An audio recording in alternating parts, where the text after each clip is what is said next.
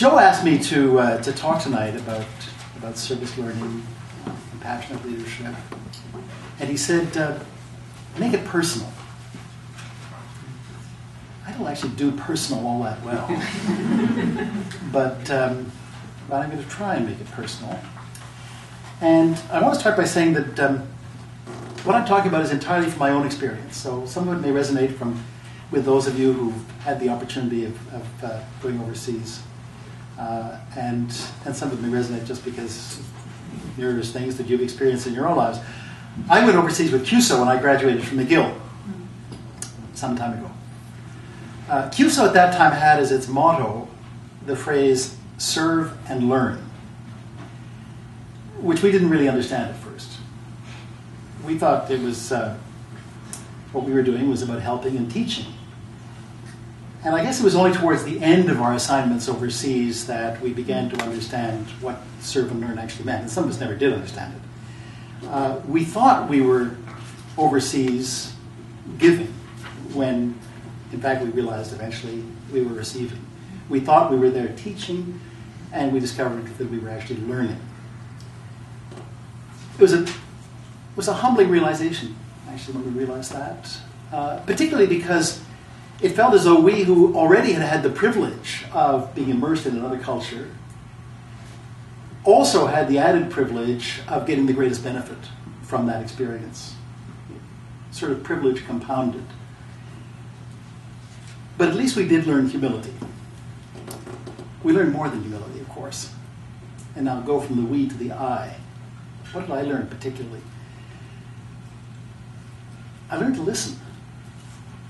It's wonderful when you're living in another culture, surrounded by another language that you don't understand, how you develop skills to communicate cross-culturally, often non-verbally. And you develop that acute sensitivity to the cues that you're picking up about how you should behave. I also learned something about dependence and vulnerability. I think it was when I set off across the Sahara on my own, hitchhiking, that the realization struck that Western concepts of task and time don't travel all that well.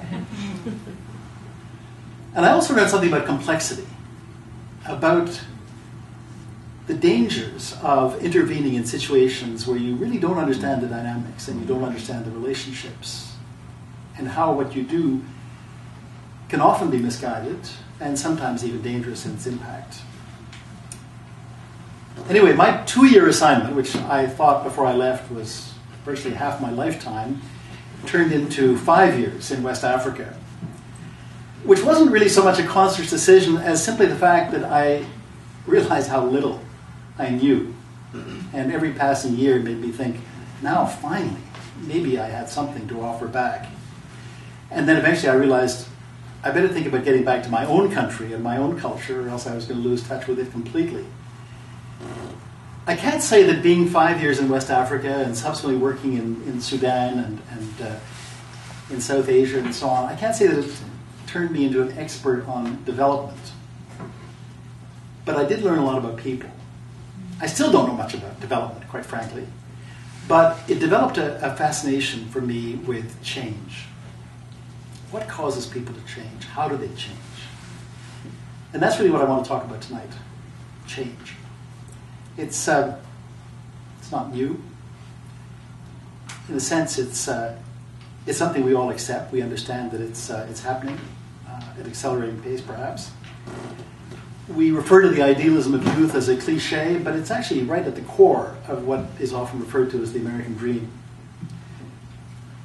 But I think today's young people face a different challenge, a new challenge, and that is how to restore the world.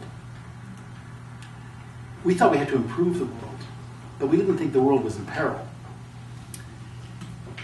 And I think young Canadians have the added challenge that, unlike their parents, unlike my generation, they're doing it without the advantages of living in a country almost uniquely blessed in terms of human talent and natural resources, resources which, as you all know, are very unequally distributed in the world. In a commencement address which Paul Hawken gave just earlier this month at the University of Oregon, he said, "The planet came with a set of operating instructions, but we seem to have misplaced them."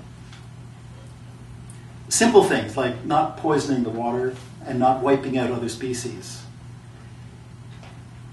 It's a sobering realization to think that my generation, in a sense, wasted almost 60 years of peace, relative peace, and certainly unequaled affluence, which is what we inherited from our parents.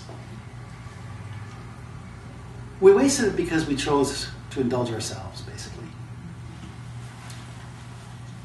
We looked after our needs, or perhaps more accurately, we looked after our desires, and we're leaving to the next generation the challenge of looking after everybody's needs.